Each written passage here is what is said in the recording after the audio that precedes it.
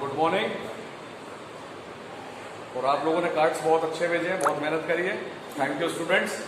Video photos और जो videos भेजे हैं और जो फोटोज भेजे हैं बहुत अच्छे थे, सब लोग बहुत खुश हैं। और एफबी से जो फोटोज और एफबी से जो आपने निकाले हैं तो ज़रा मेरे फोटो वो निकाला करो जो मतलब जब मैं जवान था, ऐसे मत निकाला करो।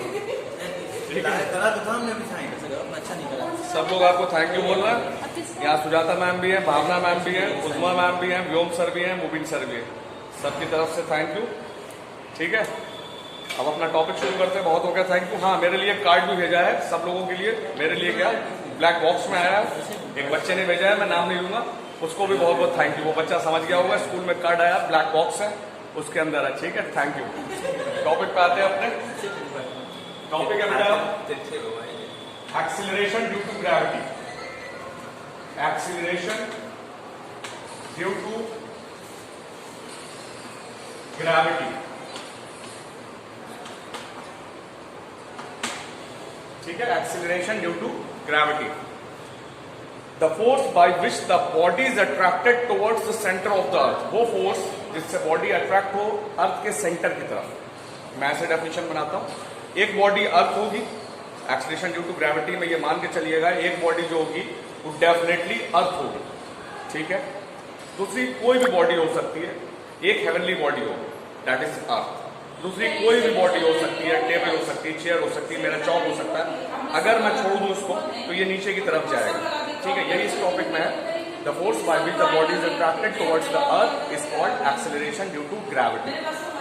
इसमें एक फर्क है, एक होता है ग्रेविटेशनल फोर्स जो आपको शुरू में पढ़ाया था न्यूटन्स के लॉ में। ग्रेविटेशनल फोर्स, ग्रेविटेशनल फोर्स में याद रखिए दो बॉडीज कोई भी हो सकती है, कोई भी दो बॉडीज हो सकती है। मेरे दो हाथ हो सकते हैं तो ये दोनों अट्रैक्ट करेंगे, न्यूटन्स के जो फर्स्ट लॉ में था। दोनों बॉडीज कोई भी बॉडीज हो सकती हैं। यहाँ पे जो टॉपिक है हमारा एक्सीलरेशन ड्यू टू ग्रेविटी, इसमें कंपल्शन है कि एक बॉडी तो अर्थ होगी होगी, दूसरी कोई भी बॉडी हो सकती है। ठीक है, और ग्रेविटेशनल फोर्स अलग है। ग्रेविटेशनल फोर्स जो होता है, इसको अलग रखिएगा, दोनों वर्ड्स को, ग्रेविटी को अलग रखिएगा, ग्रेविटेशनल फोर्स को अलग रखिएगा। ग्रेविटी में ये कंपल्शन है कि एक बॉडी अर्थ होगी, दूसरी कोई और बॉडी होगी। लेकिन ग्रेविटेशनल फोर्स में कोई भी दो बॉडीज हो सकती है, एक टेबल एक चेयर हो सकती है, दो चेयर्स हो सकती है। ठीक है, मेरे दो हाथ हो सकते हैं, मैं हो सकता हूँ, आप हो सकता हूँ, कोई भी दो बॉडीज हो सकती है, दो प्लैनेट्स हो सकते हैं। ठीक है, अर्थ हो सकता है, सन हो सकता है, कोई भी दो बॉडीज हो सकती है। लेकिन ये जो टॉपिक है एक्सीलरेशन ड्यू टू ग्रेविटी, इसमें ये कंपल्सरी है कि एक बॉडी जो है वो अर्थ होगी, दूसरी कोई भी बॉडी होगी। एक्सीलरेशन ड्यू टू ग्रेविटी को बेटा स्मॉल जी से डिनोट करेंगे। एक्सीलरेशन ड्यू टू ग्रेविटी को किससे डिनोट करेंगे? स्मॉल जी से। और इसकी जो वैल्यू होगी वो होगी 9.8 metre per second square. 9.8 metre per second square, 9.8 metre per second square.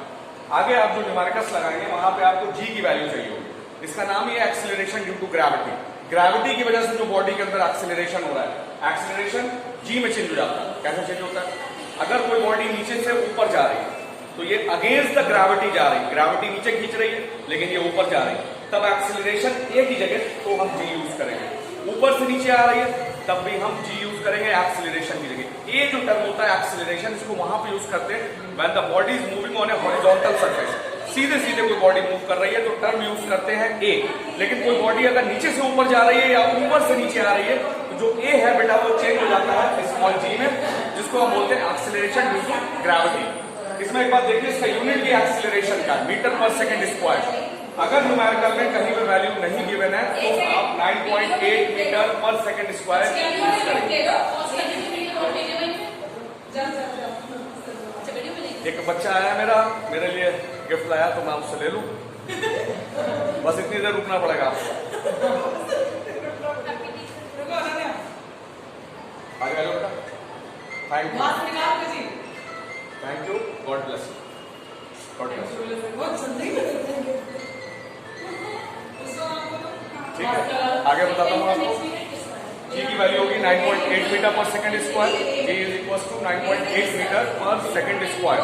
अगर वैल्यू न्यूमेरिकल में गिवन नहीं है तो आप 9.8 लेंगे, अगर वैल्यू गिवन है तो वही लेंगे जो गिवन। अक्सर ऐसा होगा, आप न्यूमेरिकल्स में देखेंगे कि 9.8 की जगह 10 होगा, 10, तो आप वैल्यू 10 ले लेंगे।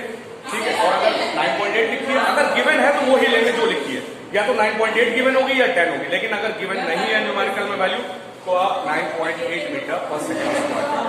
अब जब आप नोट्स बनाएंगे तो आप ध्यान रखिए, हेडिंग डालेंगे एक्सीलरेशन ऑफ ग्रेविटी, डेफिनेशन लिखेंगे the force by which the body is attracted towards the centre of the earth is called acceleration due to gravity, it is denoted by small जी।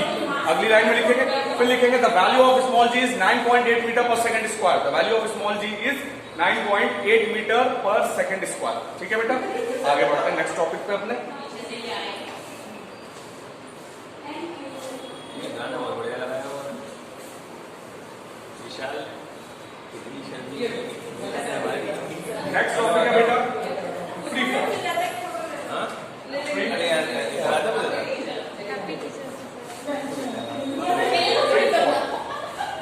अगर कोई body freely गिर रही है, और उस पर केवल ग्रेविटी एक्ट कर रही है, when a body falls freely under the influence of gravity, when a body falls freely under the influence of gravity, इस तरीके के मोशन को आप क्या बोलेंगे? Free fall. When the body falls freely under the influence of gravity then the motion of the body is simply called free fall. केवल एक ही उसके ऊपर जो फोर्स एक्ट करेगा that is gravitational force, gravity, और कोई फोर्स नहीं लगेगा, एयर का रेजिस्टेंस ही लगेगा, क्योंकि जब बॉडी गिरेगी तो उस पर हवा भी लगेगी, लेकिन वो निग्लेक्ट करना पड़ेगा आपको। केवल उसके ऊपर ग्रेविटी एक्ट कर रही है। When the body falls freely under the influence of gravity that is called free fall. ठीक है, आगे सुनिए।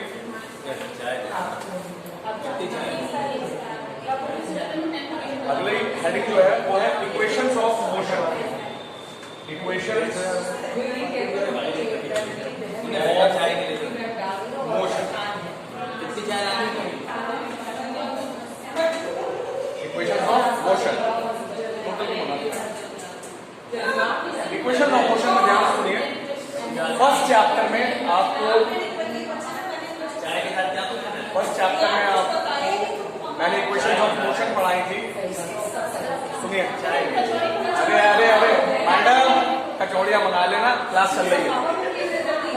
Equation of motion, first equation of motion is v equals to u plus at। ये first chapter में आपने पढ़ा था, v equals to u plus at। v is final velocity, u is initial velocity, a is acceleration, t is time. Second equation आपने first chapter में पढ़ी थी, s equals to ut plus half at square, ut plus half at square. और आपने third equation पढ़ी थी, वो थी v square equals to u square plus 2as। ये इक्वेशन थी। First equation is v equals to u plus at, second equation is s equals to ut plus half at square, and third equation is v square equals to u square plus 2as। इसमें second equation में s जो था वो distance और displacement की जगह use करेंगे, u is initial velocity, t is time, a is acceleration. Third equation v is final velocity, u is initial velocity, a is acceleration, s is distance और displacement. ठीक है, ये जब था इक्वेशन जब हमने यूज करी थी when the body is in horizontal motion, body ऐसे चल रही है या ऐसे चल रही है। वहां पर ये जिक्र नहीं था किसी भी न्यूमेरिकल में कि जो मूवमेंट है वो ऊपर की तरफ हो रहा है या ऊपर से नीचे की तरफ। अब अगर बॉडी का मूवमेंट ऊपर होगा या ऊपर से नीचे की तरफ होगा तो ये क्वेश्चन थोड़ी सी चेंज हो जाएगी, थोड़ी सी चेंज होगी, कुछ नहीं बदलेगा। देखिए ध्यान से, अगर बॉडी नीचे से ऊपर की तरफ जा रही है, मैंने एरो बना रखा बेटा, एरो ऊपर की तरफ जा रहा है, इट मींस बॉडी जो है वो नीचे से ऊपर की तरफ जा रही है। तो ये इक्वेशंस कैसे चेंज होंगी ध्यान से देखिएगा। v को आप v ही लिखेंगे इक्वल्स टू u की जगह पे u ही आएगा, अब प्लस की जगह माइनस हो जाएगा। माइनस इसलिए हो गया कि body is moving against the gravity, gravity उसे नीचे खींच रही है, लेकिन बॉडी किस तरफ मूव कर रही है? ऊपर के लिए। ग्रेविटी किधर लग रही है? नीचे के लिए। बॉडी किधर मूव कर रही है? ऊपर के लिए। तो प्लस की जगह क्या हो जाएगा? माइनस। प्लस की जगह माइनस इसलिए हुआ क्योंकि body is moving against the gravity. और हमेशा याद रखिएगा ये जो टर्म एक्सीलरेशन का बेटा, एक्सीलरेशन का ए, ये चेंज हो जाएगा आपका जी में, यहां पर आ जाएगा जी। ये था एक्सीलरेशन, और जी को मैंने अभी पहले ही नाम बोला था आपको, एक्सीलरेशन ड्यू टू ग्रेविटी। ए जी में चेंज हो जाता है, एक इसमें चेंज हो जाएगा जी में, टाइम की जगह पे टी रहेगा। ये फर्स्ट इक्वेशन हो गई। फर्स्ट इक्वेशन में v हो गया, u हो गया, प्लस की जगह क्या हो गया? माइनस हो गया। a की जगह किसकी कौन ले लेगा? g ले लेगा। ठीक है, अब सेकंड इक्वेशन पे आते हैं। s डिस्टेंस है, s क्या है? डिस्टेंस है या डिस्प्लेसमेंट है। लेकिन जब बॉडी नीचे से ऊपर जाएगी या ऊपर से नीचे आएगी तो बेटा ये हाइट कहलाती है। क्या कहलाती है? हाइट। ठीक है, इसके लिए एस जो चेंज होगा वो एच में change. Height is a kind of distance, height is a kind of distance, H में चेंज हो जाएगा, ठीक है। इक्वल यूटी ऐसे ही रहेगा, बॉडी ऊपर की तरफ जा रही है तो प्लस किसमें चेंज हो जाएगा, माइनस में 1/2, माइनस का 1/2 आ गया। एक ही जगह पे पहले की तरफ क्या हो जाएगा, जी, और टी स्क्वायर ऐसे ही रहेगा।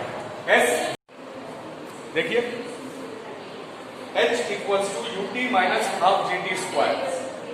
एस क्या था, डिस्टेंस। डिस्टेंस किसकी जगह पे क्या ले लिया मैंने, h हो गई हाइट। अब हाइट हो गई, पहले ऐसे मूव करती थी बॉडी तो डिस्टेंस था, u को u ही रखा, t को t रखा, प्लस की जगह माइनस इसलिए आ गया क्योंकि body is moving against the gravity, ऊपर की तरफ जा रही है, और a की जगह कौन लेगा, g। अब थर्ड इक्वेशन देखिए, थर्ड इक्वेशन में v स्क्वायर हो जाएगा, ठीक है, v स्क्वायर हो गया equals to u square minus 2gh। इसमें जो टर्म्स चेंज हुए हैं, पहली चीज s की जगह पे h आ गया और a की जगह पे g आ गया। इक्वेशंस वही है, डिस्टेंस की जगह पे हाइट का टर्म h यूज कर लिया, ठीक है, और एक्सीलरेशन की जगह पे स्मॉल g यूज कर लिया, that is acceleration due to gravity. इतनी बात याद रखिएगा। माइनस सब इक्वेशंस इसलिए हो गया क्योंकि बॉडी जो है वो नीचे की तरफ ऊपर जा रही है। तो जब आप इक्वेशंस ऑफ मोशन डालेंगे हेडिंग, तो आप लिखेंगे equation of motion under gravity, under gravity. Equation heading क्या डालेगी, इससे पहले जो मैंने पढ़ाया था उसके बाद डालेंगे equation of motion under gravity.